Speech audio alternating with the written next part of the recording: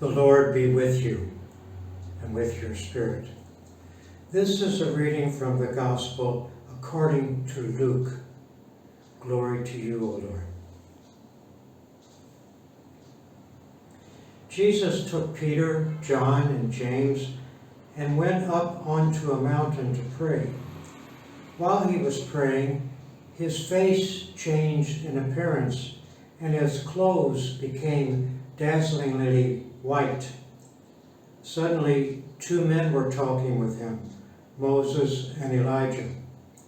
They appeared in glory and spoke of his exodus, which he was about to fulfill in Jerusalem.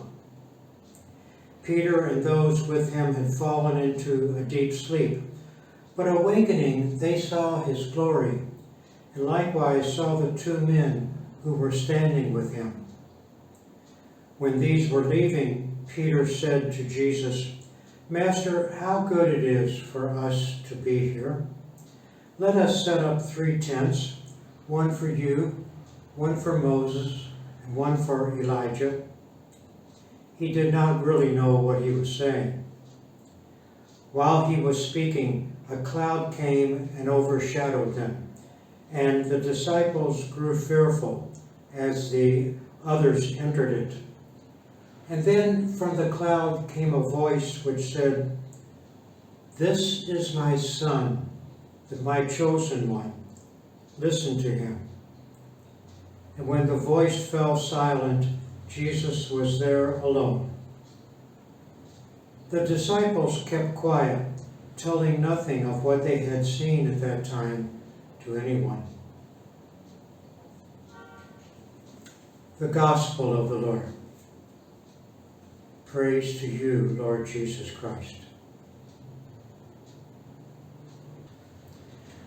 We certainly are living in tumultuous times. We've had more than 2 years of pandemic. There's a war now in Ukraine. So many economies around the world have been ruined. And in our own personal lives, we've experienced confusion and uncertainty and the disruption of our plans and our dreams. Peter and John and James had a similar unsettled situation in the gospel today when Jesus takes them up onto Mount Horeb or Mount Sinai. They didn't know where they were going or why they were going there, or why just the 3 of them were going. But they were probably disturbed and concerned, because in the verses of the gospel preceding this transfiguration, Jesus had predicted his sufferings and death, and he had told his disciples that they would have to take up their cross and follow him. And now they had to feel anxious and uncertain and confused about what was happening. Luke describes the scene when they went up on the mountain by saying that Jesus began by praying, as he did so often in the Gospels. And then Moses and Elijah appeared with him. Luke says that Jesus was then transfigured. His face and his clothes became dazzlingly white as they were discussing the exodus of Jesus. The word exodus means a departure, and the word was deliberately used in Luke's gospel to stir up memories of the exodus, the departure of Israel from Egypt. At that time, God freed the Hebrew people from slavery to the Pharaoh.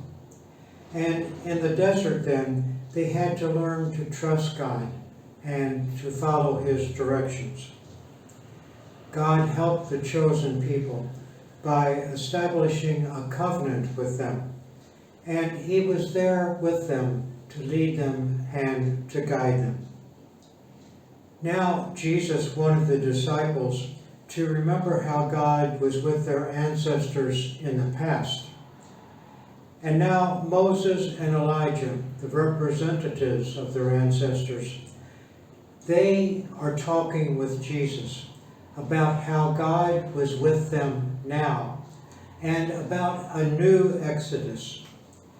By his death and resurrection, Jesus was going to free not just Israel, but all peoples of all times. And the people would be freed not from slavery to a Pharaoh, but they would be freed from sin and from death. That was important for Peter and John and James to hear.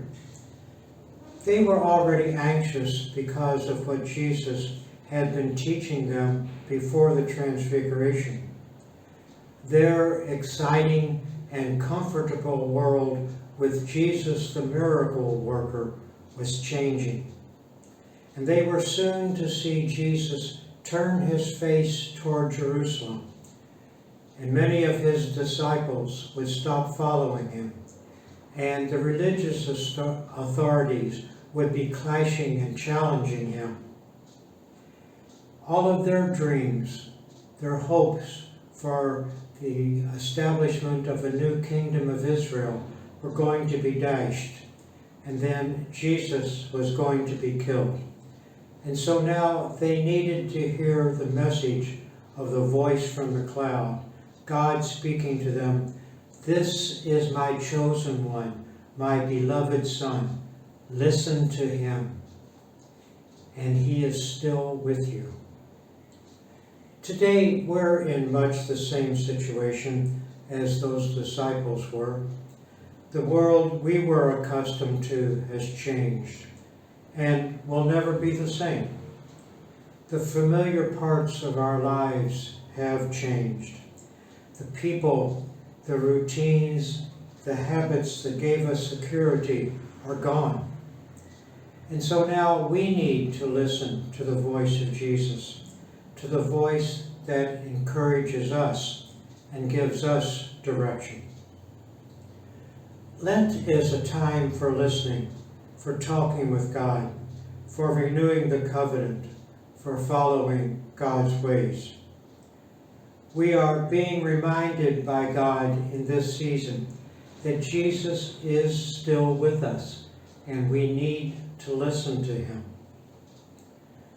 For his disciples, the memory of the Transfiguration of Jesus probably comforted and inspired them after his death and resurrection and ascension, when he was no longer physically present with them. What inspires us and gives us comfort when God seems far away from us? At the Transfiguration, the disciples learned to trust God in their confusion and uncertainty.